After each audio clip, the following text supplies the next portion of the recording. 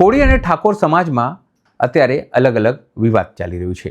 કોળી સમાજની વાત કરીએ તો ત્યાં બગદાણામાં જે થયું તેને લઈને હવે કેસ ચાલી રહ્યું છે અને અલગ અલગ વિવાદો પણ એની અંદર આવી રહ્યા છે. તે સિવાય ઠાકોર સમાજમાં જે ડીજે વગાડવાનું કાંડ છે તેને લઈને પણ અલગ અલગ પ્રકારની વસ્તુઓ ચાલી રહી છે, વિવાદ ચાલી રહ્યું છે. એવામાં સોશિયલ મીડિયા ઇન્ફ્લુએન્સર ચિરાગ ઝાલાએ પોતાનો વિચારો વ્યક્ત કર્યા છે અને ડીજે કમસે કમ વાગવા દેવા જોઈએ તેવી વાત કરી છે, અંધશ્રદ્ધાની વાત કરી છે અને હવન એ બધી વસ્તુઓ બંધ કરવાનું સીધી રીતે તેઓએ આહ્વાન પણ કર્યું છે અને શિક્ષણો પણ બહાર મૂકવાની વાત કરી છે. નમસ્કાર, હું છું ચિંતામણી પુત્ર અનિલ પટેલ. સ્વાગત છે આપનો અમારા વિશેષ કાર્યક્રમમાં. ચિરાગ ઝાલા આમ તો અલગ અલગ બાબતોને લઈને પોતાની વાત મૂકતા હોય છે, ત્યારે આ વખતે સોશિયલ મીડિયામાં તેઓએ ડીજે લઈને વાત મૂકી છે અને જે વિક્રમ ઠાકોર છે તેનું કન્સર્નની વાત કરી છે અને અત્યારે જે ઘટના ઘટી છે ગબ્બર ઠાકોર અને અર્જુન ઠાકોરને તે લઈને પણ તેઓએ વાત કરી છે. આવો સાંભળીએ તેઓએ શું કહ્યું છે. જય સંવિધાન, જય ભારત. બધા મિત્રોને જે પણ મિત્રો લાઈવ નિહાળો તો વધુમાં વધુ શેર કરવા વિનંતી, એટલે બધા મિત્રો જોડાઈ જાય. પછી આપણે ચર્ચા ચાલુ કરીએ. ખાસ આજે એક બનાવ એવો બનેલો છે અને એનાથી આપણે ઘણું બધું શીખવાની બાબત છે કે શા માટે આપણા સમાજમાં જ આવું જોવા મળે છે. એટલે જે પછાત દરજ્જામાં આપણે આવીએ છીએ એનું આ એક કારણ છે. ઘણા મિત્રોને એવું થાય કે ચિરાગભાઈ દર વખતે એવું કહે છે કોળી સમાજ પછાત, બરાબર. આપણે કેમ પછાત કહે છે, કોકને પછાત કહીએ તો કોકને એવું થાય કે પછાત શબ્દ ખરાબ છે એમ, એટલે આપણે હું કામ હાથે કહીને આપણે પછાત કહેવા જોઈએ એમ.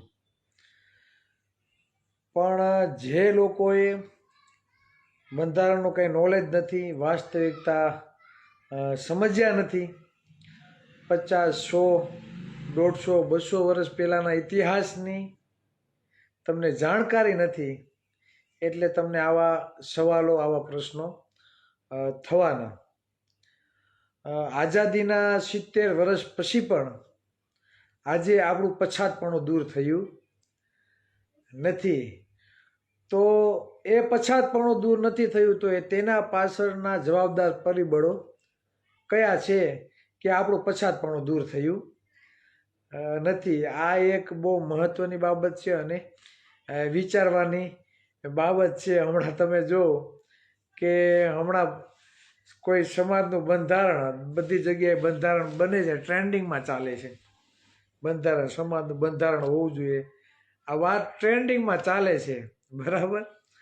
અને બહુ સારી વાત કહેવાય. પણ હું એવું માનું છું કે ખરેખર સમાજને જ્યાં દોટ મૂકવાની છે ને ત્યાં મૂકતા નથી દોટ, અને બીજે બધે ફાફા મેરે રાખે છે. આ વાસ્તવિકતા છે.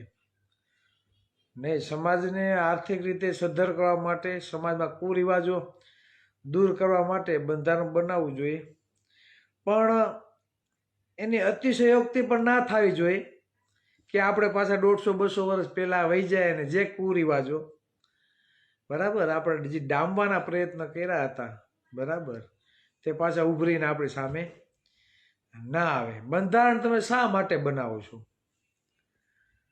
સમાજનું બંધારણ એટલા માટે બનાવવામાં આવે છે કે સમાજને આર્થિક રીતે સદ્ધર કરવામાં આવે, બિનજરૂરી ખર્ચ ઓછો કરવામાં આવે અને સમાજને કંઈક સારી દિશાએ લઈ જવામાં આવે. આના માટે આપણે બંધારણ બનાવવામાં આવીએ. સમૂહ લગ્ન હોય તો સમૂહ લગ્ન શા માટે? સમૂહ લગ્નનો અર્થ પણ એક ખોટા ખર્ચ બંધ કરવામાં આવે અને સમાજને આર્થિક રીતે નુકસાન ના થાય, બરાબર, અને સાદગીથી લગ્ન થઈ જાય તેના માટેનો પ્રયાસ કરવા માટે. આ જે આર્થિક રીતે જે નુકસાન થાય છે તો કોઈ બી પરિવાર હોય તે પૈસાનો ઉપયોગ પોતાના બાળકોના શિક્ષણ માટે કરી શકે. એટલે આ બધી ઘણી બધી બાબતો છે તેના માટે સમાજનું બંધારણ બનાવવામાં આવે છે. પણ કહેવાનો મિનિંગ એ છે કે જે સત્તામાં આપણા મતથી બને છે અને જે લોકો સત્તામાં પહોંચે છે અને જે પોતે હાઈકમાન્ડ બને છે, એ હાઈકમાન્ડ આખા ગુજરાતનું જ્યારે નેતૃત્વ કરતો હોય અને અમુક ચોક્કસ લોકો આ સત્તા ઉપર કબજો કરીને બેઠા હોય અને આપણા ટેક્સના પૈસે આ આખી ગવર્મેન્ટ ચાલતી હોય અને અમુક ચોક્કસ સમુદાયના વિકાસ માટે બજેટની ફાળવણી થતી હોય, તો ખરેખર અવાજ ઉઠાવવાની જરૂર ત્યાં છે. બંધારણ બનાવો કાંઈ વાંધો નથી, પણ આપણા ટેક્સના પૈસે બરાબર અમુક ચોક્કસ સમુદાય માટે વાપરવામાં આવે છે, તો ત્યાં કેમ કોઈ અવાજ નથી ઉઠાવતું? આ મહત્વની વાત છે. તમે બજેટનો આંકડો તમે જોવો ને 24-25નો, તો એમાં પર વ્યક્તિ દીઠ 26,000 થી 27,000 રૂપિયા આપણે ગવર્મેન્ટને ટેક્સ ચૂકવીએ છીએ સરકારને. તમારા ઘરમાં 4 વ્યક્તિ હોય એટલે 1 લાખ રૂપિયા તમે દર વર્ષે કોને આપો છો? સરકારને. તો 35% થી 40% કોળી ઠાકોરની વસ્તી હોય તો આપણે કેટલો ટેક્સ ચૂકવતા હશો? આનો અંદાજો અને આનો આંકડો તમે કાઢી લેજો. આ વાસ્તવિકતા છે. છતાં જે લોકો સત્તામાં બેઠા છે બરાબર, તે પોતાના સમુદાય માટે રાજકીય હોદ્દા હોય, પોતાના સમુદાય માટે વિકાસની બધી સીડીઓ હોય તે ખુલ્લી મૂકે છે અને આપને કોઈ જાતનું વળતર કે બજેટ આપણા માટે કે આપણું પછાતપણું દૂર થાય તેના માટે વાપરવામાં આવતું નથી. કેમ બંધારણ કોળી સમાજને જ બનાવવું પડે? કેમ બંધારણ આહિર સમાજને જ બનાવવું પડે? કેમ બંધારણ ભરવાડ સમાજને જ બનાવવું પડે? કેમ બંધારણ દલિત સમાજને, આદિવાસી સમાજને જ બનાવવું પડે? આવું કોઈ દી વિચાર્યું છે ખરી? આવું કેમ થાય છે? કેમ કે સમસ્યાઓ બધી આપણામાં જ છે. સમસ્યા બધી આપણે લઈને જ બેઠા છે. આ મુમેન્ટ ચાલી તી પછી દરરોજના 4 થી 5 એવા ફોન આવે, ચિરાગભાઈ આ તકલીફ છે, ચિરાગભાઈ આ તકલીફ છે. મને એમ થાય ખરેખર આપણે શું બધે પહોંચી છે વળશું? આજે સુરતમાં એક બનાવ બન્યો છે આપણા સમાજની દીકરી સાથે. 5 થી 6 નરાધમોએ તેના ઉપર દુષ્કર્મ કરેલું છે. બોલો, મોબાઈલમાં વિડીયો બરાબર ને બ્લેકમેલ કરીને વિડીયો બતાવે ને બીજા પાસે દુષ્કર્મ કરાવે, વિડીયો બતાવે બ્લેકમેલ કરીને બીજા પાસે ઓલું કરાવે છે. જ્યારે હું કોઈ બી જાહેર કાર્યક્રમમાં સુરતમાં ખાસ કરીને કહું છું કે સમાજની બેનું દીકરીઓને એટલી જગ્યાએ કામમાં તમે ના મોકલો. પછી હીરાના કારખાના હોય, વોટ ફિક્સિંગના મશીન ક્યાંય અલગથી હાલતા હોય બરાબર, દોરા ધાગાના કટિંગના હોય, તો હવે એ મારે ચોખવટ ન કરવી પડે કોના ખાતા હાલે ને કોનું શું છે. આપણી જ દીકરીઓને ટાર્ગેટ કરવામાં આવે છે અને એ દીકરીનો બાપ મહિને 5,000ના માવા ખાઈ જાય છે. સાંજે 6:45 હોય, દીકરી પાસે કામ કરાવે. તો વ્યસન છોડો ને ભાઈ. ભાઈ તમે એમ કહો કે ખરેખર આ કેવું છે ને, બહુ દુઃખદાયી છે. કેમ કેવું એમ, પણ રહેવાતું નથી. બનાવો એવા બને છે એટલે અંદરથી ન કેવું હોય તો કેવું પડે કે તમારા પરિવારને એવું વાતાવરણ પૂરું પાડો કે તમારા પરિવારનું યોગ્ય ઘડતર થાય, યોગ્ય રક્ષણ થાય અને તમારો પરિવાર સેફ રહે. એવા વિસ્તારમાં રહેવાનું તમે પસંદ કરો કે જ્યાં અસામયિક તત્વોથી તમારો પરિવાર દૂર હોય. સુરત જે લોકો કે શહેરીકરણમાં જે લોકો રહેતા હોય છે એને ખ્યાલ હશે, ખાસ કરીને સુરતની હું વાત કરું તો કયા વિસ્તારમાં આપણે રહીએ છીએ. જે લોકો સવર્ણ છે, આર્થિક રીતે સદ્ધર છે, તો તમને સોસાયટીમાં મકાન પણ નથી આપવા માંગતા, દુકાને નથી આપતા બરાબર. ઇન્ડસ્ટ્રીયલ એરિયો હોય ત્યાં તમે ભાડે રહ્યો છો. અને પછી સૌથી વધારે ઓછી ઉંમરની દીકરીઓ ભાગવાનું કારણ પણ આપણા સમાજમાં જ છે બરાબર. અને સૌથી વધારે જો ભોગ બનનાર દીકરી હોય તો પછાત સમાજની દીકરીઓ છે. અને વાસ્તવિકતા છે. અને સુરતમાં જે લોકો હશે એને ખ્યાલ હશે કે સ્વીકારવું પડે. એટલે વ્યસન પહેલાં બંધ કરો, તમે 5,000ના અને આ ઢીસી આવો અને પછી દીકરીને કામ કરાવો તો મને નથી લાગતું કે એ વ્યાજબી કહેવાય. દીકરીને કામ કરાવવાનું ના નથી પાડતા, પણ એવી જગ્યાએ તમે ના મોકલો જ્યાં તમારા દીકરીનું શોષણ થાય. સમજાય છે? બધી બાબતો ચોખવટ કરવાની જરૂર ના હોય. ઘરે પણ સિલાઈ મશીન મૂકી શકાય, દીકરીને પાર્લરનું આપણે શીખવાડી શકીએ, દીકરીને કોમ્પ્યુટરનું આપણે શીખવાડી શકીએ. ઘણા બધા ફિલ્ડ છે જ્યાં તમારી દીકરીને તમે રોજગાર માટે તૈયાર કરી શકો. એટલે આ એક મુદ્દો આવ્યો હતો. જો કે ફરિયાદ હોતને દાખલ થઈ છે, અમારા મિત્રો ગયા હતા, ખાસ કરી વિશાલભાઈ ચાવડા. બરાબર, અમારા વિશાલભાઈ એક અનોખી વ્યક્તિ છે અને ઘણી મેટરમાં તો હું પૂગતો જ નથી, એટલે હું સીધો વિશાલભાઈને ડ્રિંક કરું કે વિશાલભાઈ સંભાળી લેજો. અને ક્યારેય વિશાલભાઈ ના નથી પાડી. રૂબરૂ જાય છે પોલીસ સ્ટેશનને, ભલામણ કરે છે અને જરૂર પડે માથે ઊભા રહી છે. બરાબર, એટલે ફરિયાદ દાખલ આજે થઈ ગઈ છે. એટલે ઘણી બધી બાબતો છે. બરાબર, એટલે બહુ એમ થાય કે આપણો સમાજ એટલો બધો હજી પછાત હશે. સુરતમાં દર વર્ષના 7 થી 8 બનાવ એવા બને છે પોસ્કોના. નાની ઉંમરે દીકરી પણ આપણા સમાજની હોય અને લઈ જવાનો દીકરો પણ આપણા સમાજનો હોય. અને પોસ્કોમાં કેવું છે અત્યારે, જેને ખ્યાલ છે, જામીન નથી મળતા અને આજીવન સજા પડે, આવું છે પોસ્કોની મેટરમાં. ગયા વર્ષમાં 3 સમાધાન આપણા સમાજના પોસ્કોના કરાવ્યા છે. એટલે જે લઈ જવાનો છોકરો છે ને એ બુદ્ધિનો બારદાન, એને ભાન નથી પડતી.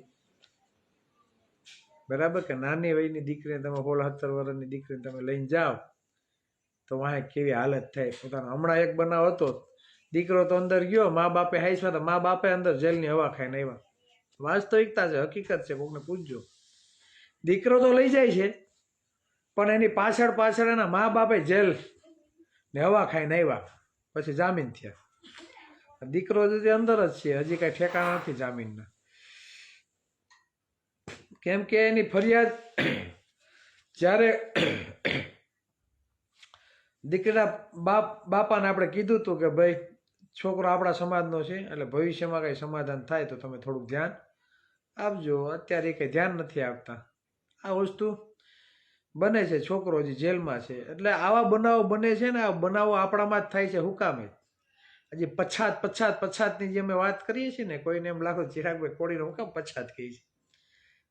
એટલે આ અશિક્ષિત, અબુધ, આગળનું ભવિષ્યનું વિચારતા નથી કે હકીકત શું થશે, આગળના દિવસોમાં આપણે શું તકલીફ પડશે, આવું કોઈ વિચારવાનું નથી.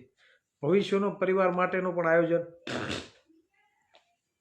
કોઈ પાસે નથી. હમણાં આજે એકનો ફોન આવ્યો, તળાજાની મેટર છે.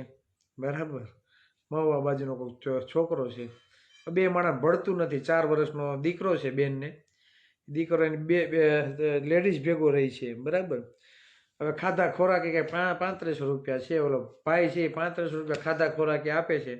છૂટું નથી કરતો ચિરાગભાઈ, કાંઈ નથી. અમને કંઈક ચોક્કસ જવાબ આપે કે છૂટું કરી નાખું તો અમે છૂટા થઈ જાય.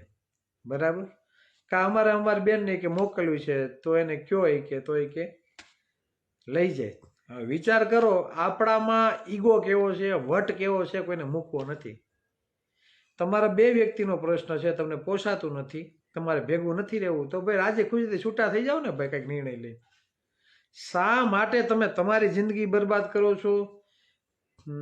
તમારા 2ની તો જિંદગી બરબાદ થાય છે. ઓલા 4 વર્ષનો દીકરો છે એની પણ જિંદગી બરબાદ થાય છે. એ ભાઈએ કીધું કેટલા ટાઈમથી કે લટકેલું છે, કોર્ટ મેટર હાલે છે, જરાક ભાઈ ધ્યાન દો ને, કે તમે કયો ને ફલાણો એડવોકેટ છે મિત્ર, તમે વાત કરો એ કે કોન્ટેક કરો એ કે. એટલે કહેવાનો મતલબ એ છે કે આપણા સમાજમાં આવા બનાવો થાય છે. ભાઈ સમાજમાં ઘણી બધી બાબતો હોય તો સમાધાન કરો ને ભાઈ. શા માટે તમે હેરાન થાવ છો? તમે તો હેરાન થાવ છો, તમારા પરિવાર કુટુંબને બધાને તમે હેરાન કરો છો. એટલે આ બાબતથી સમાજમાં નાની જે બાબતો છે, બરાબર, તેનાથી થોડુંક કંઈક શીખવાની જરૂર છે. એટલે સુરતમાં ખાસ હું વિનંતી કરું કે જે પરિવારો જુવાન દીકરીઓ સાથે રહે છે તો થોડુંક વિચારજો પોતાના ભવિષ્યનું, પોતાના બાળ બચ્ચાઓના ભવિષ્યનું, બરાબર. એવા વિસ્તારમાં રહ્યો જ્યાં તમારા પરિવારને યોગ્ય વાતાવરણ મળે.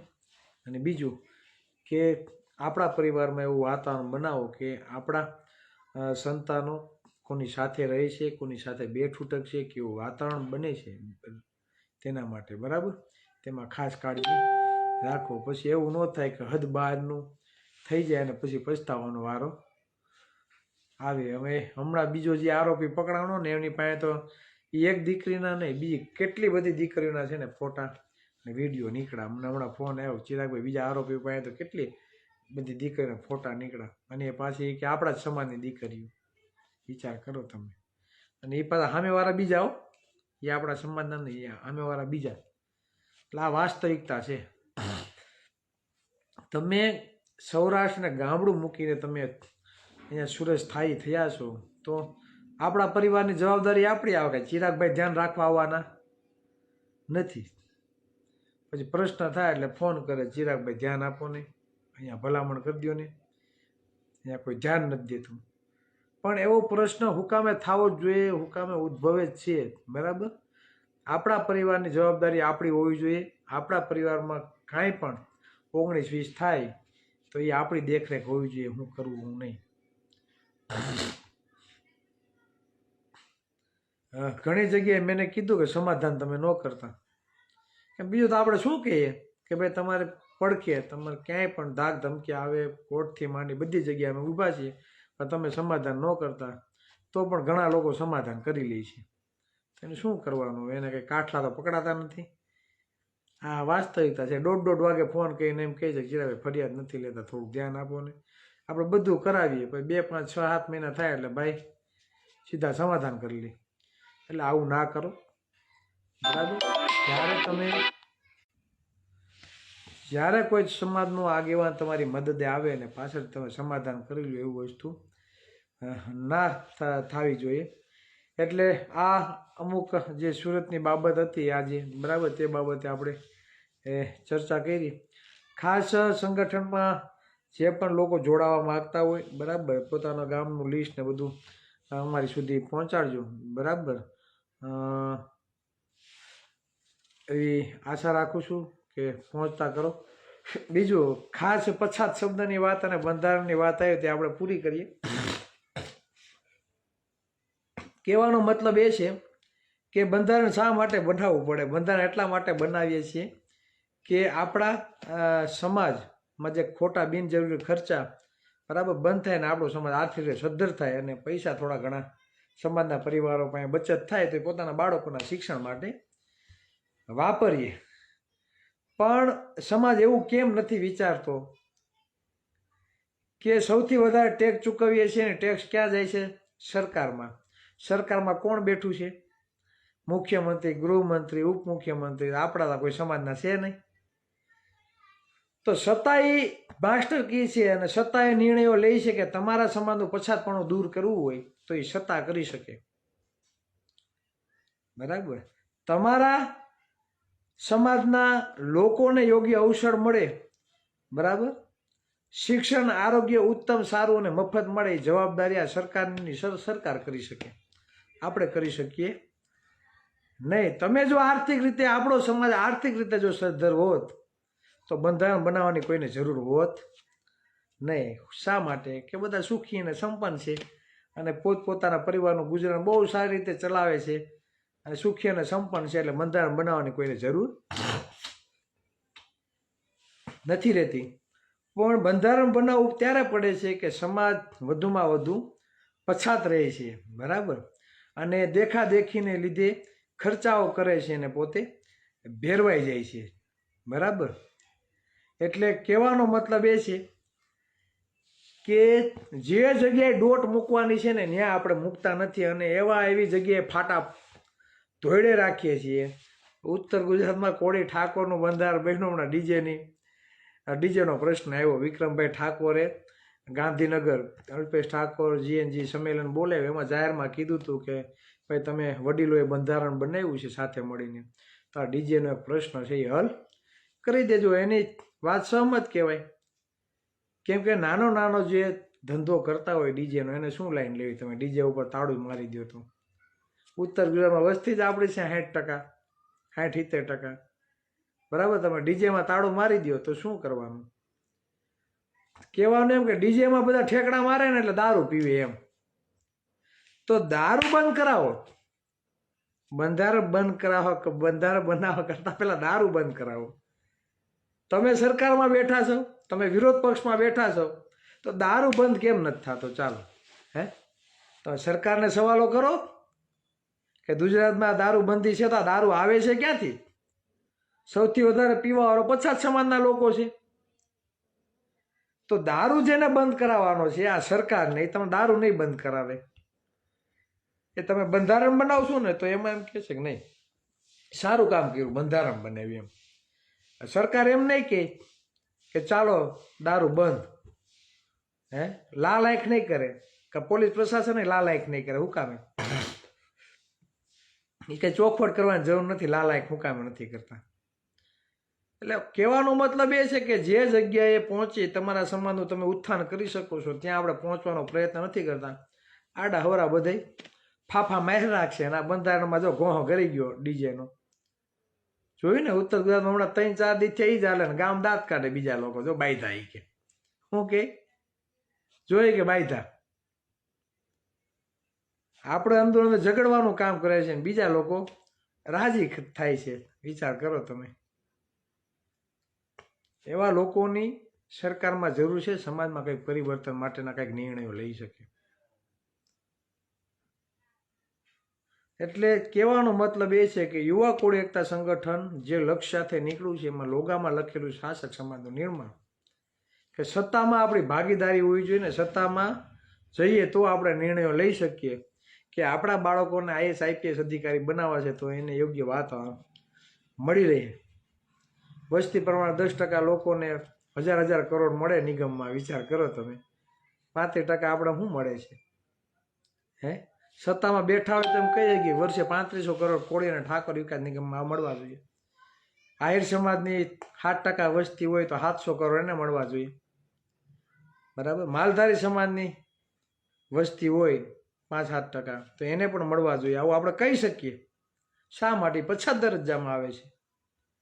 પણ એ સત્તામાં આપણે બેઠા હોય તો આપણે નિર્ણય લઈ શકીએ. બાકી નહીં, આ તો ઠાકોર કોળી વિકાસનો નિગમ છે અને મારા દીકરા બીજા બધા અધિકારીઓ બનીને બેઠા એમાં, તો એ તમારું શું ભલું કરી દેવાના?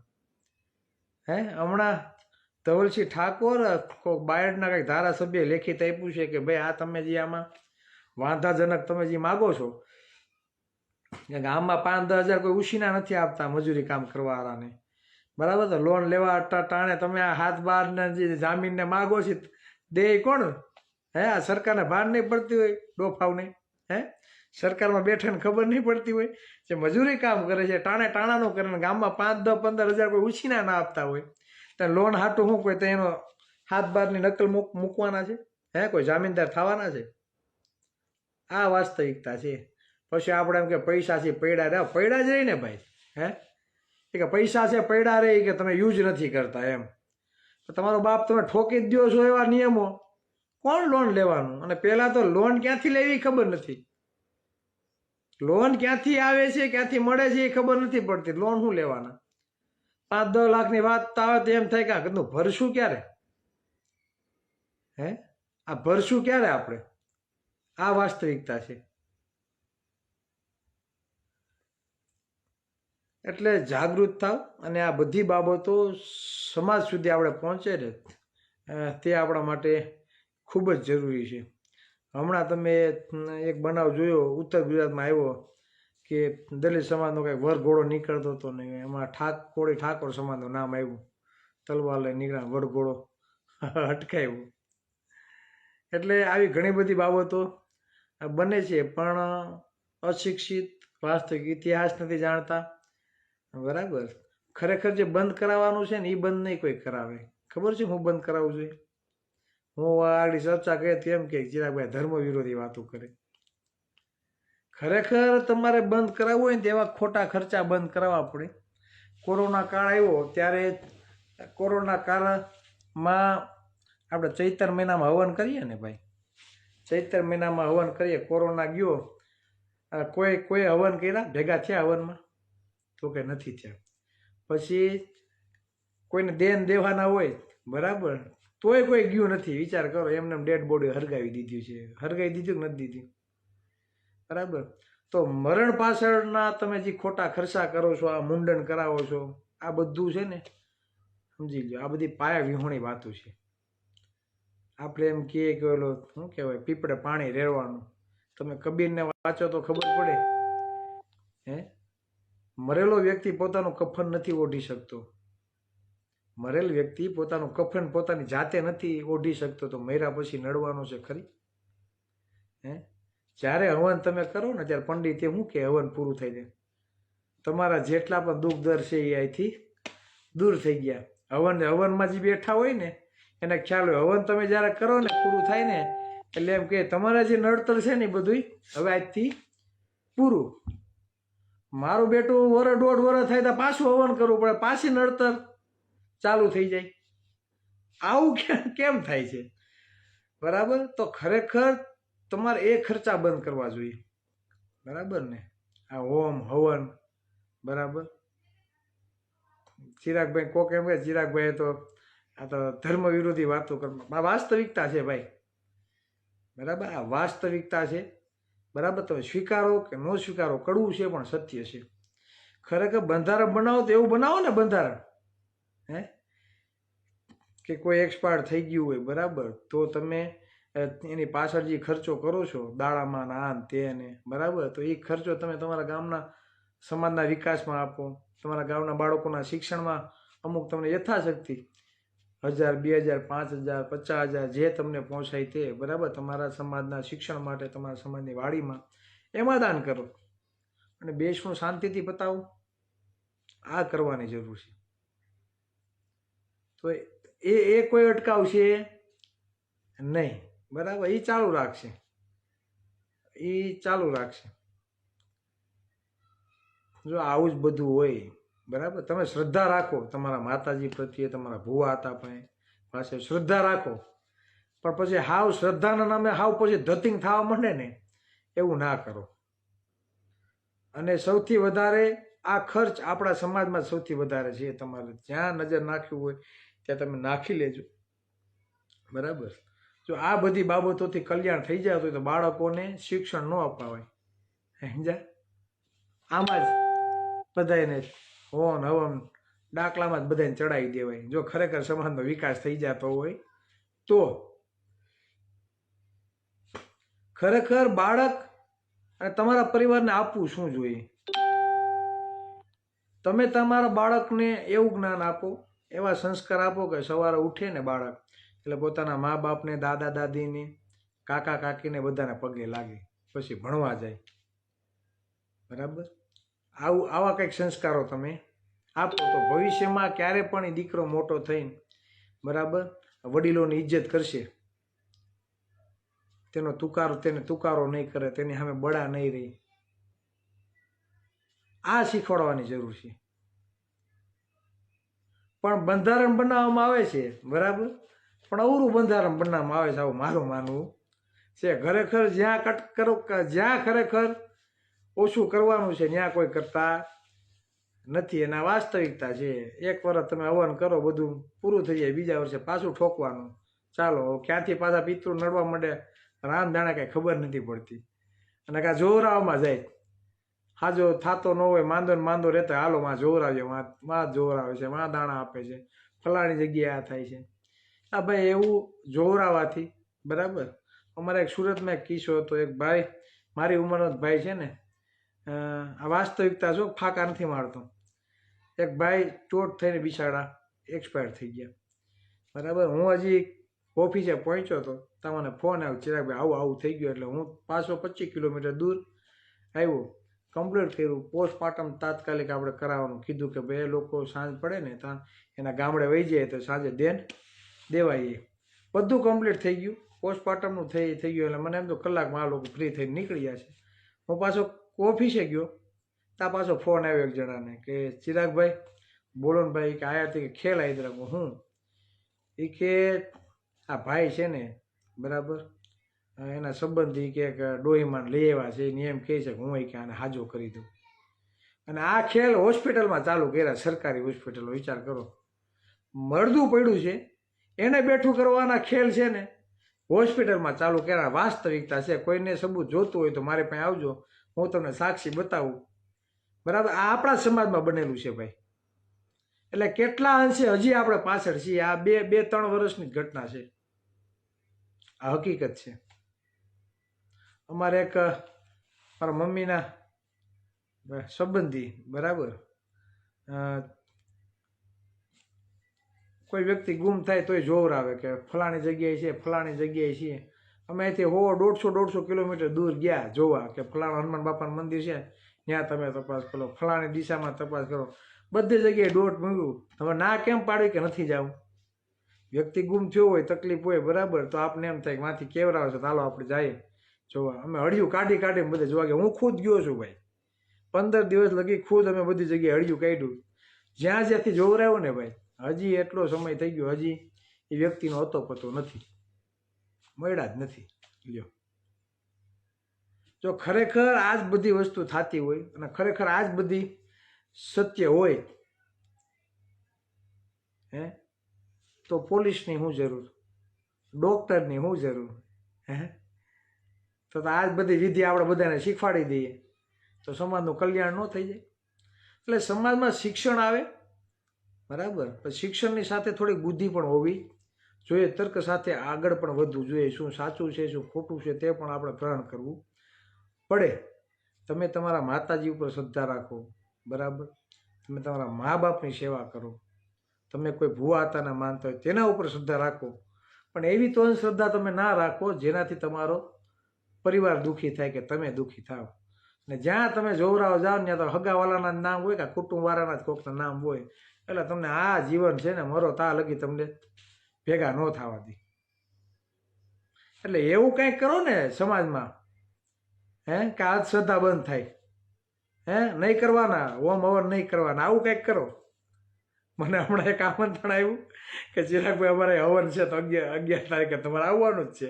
4 દિવસે ફોન આવે, અમે તમારું વાંચતે ગાજતે કે સ્વાગત કરવાના છીએ અને અમારો કુટુંબ ભેગું થાય બરાબર, ગામનું નામ હું નહીં આપું બરાબર, અને મને તેડાવી છે કે આવો જ તમે, કે બધા નહીં કે આપણે તેડાવવાના છે અને તમે આવો જ. મારે એને કેમ કેવું બરાબર? એટલે મેં તો કીધું કે ભાઈ મારી પાસે સમય નથી, અને ખરેખર આપણી પાસે એ ટાઈમનો સમય પણ નથી. જાશું આપણે, ઘણા લોકો મિત્રોના દરરોજ ફોન આવે, ચિરાગભાઈ અમે તમે કહો તારીખ આપો, અમે મિટિંગ કરીએ, સમય આપશું. 4-4, 5-5 દિવસ અમે એક જગ્યાએ રહેવું તો આજુબાજુનું બધું કવર થાય એવું અમે પ્લાનિંગ કરશું. પણ એક દિવસ માટે ક્યાંક જઈને પાછું આવતું રહેવું એવું કરવાનું નથી. એટલે બંધારણ કાંઈક એવું બનાવો બરાબર કે આ બધા છે ને ધતિંગ પાછા બધા બંધ થાય, એવું કોઈ નહીં કરે. અને એ તમે કરી દો તો હું તમને સમાજમાં ઓટોમેટિક પ્રગતિ થઈ જાય. શિક્ષણની વાત કરવી છે અને અંધશ્રદ્ધામાં ડૂબા રહેવું ભાઈ કેટલા અંશે યોગ્ય કહેવાય? અંધશ્રદ્ધામાં ડૂબ્યા રહેવું, શિક્ષણની વાતો કરવી તો કેટલા અંશે યોગ્ય કહેવાય? હું તો જાહેરમાં, અને અમે તો એવો પ્રોગ્રામ હોતા નહીં કરીએ, સ્મશાનમાં હોતા નહીં, કાળી ચૌદશના દિવસે પ્રોગ્રામ કરેલા છે. ગમે એવા ઉતારા આવે તો અમે તો ખાઈ જાય હોતા નહીં છે. અમને કાંઈ કોઈ દી કાંઈ નડતું નથી બરાબર, કોઈ દી કાંઈ નડતું નથી. હવે મને કાંઈ કામ હું ભૂત પેત હોય તો હું ઉતારો કાઢીને નીકળી જાય, આવું હોય? આ બધું ભૂતોને ભવિષ્ય, જ્યારે આપણે અભણ હતા ને, જ્યારે આપણામાં શિક્ષણ નહોતું, ત્યારે તમને એમ કહે કે જો લો આંકડો છે ને ત્યાં ભૂત થાય, આ ખીજડો છે ત્યાં ભૂત થાય. એટલે આપણે માનતા હુકામે, ત્યારે આપણે શિક્ષિત નહોતા, અશિક્ષિત હતા. ચાંદમાં પ્રકાશ પડે, આમ અજવાળું થાય આંકડામાં, તેમને આ તો ભૂત થાય. પછી કોઈ અભણ માણસે એમ કીધું હોય કે અહીંથી રાતે 4 વાગે છે ને આમ કંઈથી જ્યોત નીકળતી હોય, એ માની લેતા. હુકામે? ત્યારે અશિક્ષિત હતા, અબુધ હતા, અશિક્ષિત અને અબુધ હતા. તો ત્યારે આપણે માની લેતા. હવે તો આપણે શિક્ષિત થયા છીએ, તો હવે આપણા પરિવારની જવાબદારી આપણી છે, અને ખોટા ખર્ચ બંધ કરી અને આપણા બાળકોના શિક્ષણ માટે તે વાપરીએ બરાબર. અને તેમાં આપણે મહેનત કરીએ, બરાબર, તેવું અમારું માનવું છે, બરાબર. એટલે બંધારણની જે વાત ને, હું કહેવાનો મતલબ એ, બંધારણ તમે એવું બનાવો કે ખોટા, ભલે લોકો ધર્મ વિરોધી કે ભાઈ સ્વીકાર્ય છે, કદાચ ચિરાગ ઝાલાને એમ કહે ને ધર્મ વિરોધી છે તો કાંઈ વાંધો ને, આપણે સ્વીકારી લઈએ, એમાં શું વાંધો, હાલો એ છે ભાઈ ચિરાગ, તમે જે કહો એ, પણ શું ફેર પડવાનો છે? હે, મારા મા બાપને ખબર છે ઉઠીને પગે લાગુ, મારા ભાઈ ભાભીને ખબર છે કે ઉઠીને ચિરાગ અમને પગે રાખવું છે, મંદિરે લાગુ કે ન લાગુ એ મા બાપ એમ ન કે તું કામ નથી લાગતું, કેમ કે આપણા માટે ઈશ્વર આપણા મા બાપ છે, આપણો પરિવાર છે, એનાથી ઉજળું દુનિયામાં બીજું કાંઈ છે નહીં. ઠાકોર સમાજમાં જે ડીજે લઈને વિવાદ છે તે લઈને આપ શું વિચારો છો, જરૂરથી અમારા કોમેન્ટ બોક્સમાં કોમેન્ટ કરજો. એ સિવાય અમારી યુટ્યુબ ચેનલ લાઈક કરો, સબસ્ક્રાઇબ કરો, બેલ આઇકન દબાવો. સાથે અમારી વેબસાઇટ છે www.gujaratplus.in, ત્યાં પણ જઈને તમે વધુ અપડેટ થઈ શકો છો. અત્યારે માટે બસ આટલું જ. નમસ્કાર.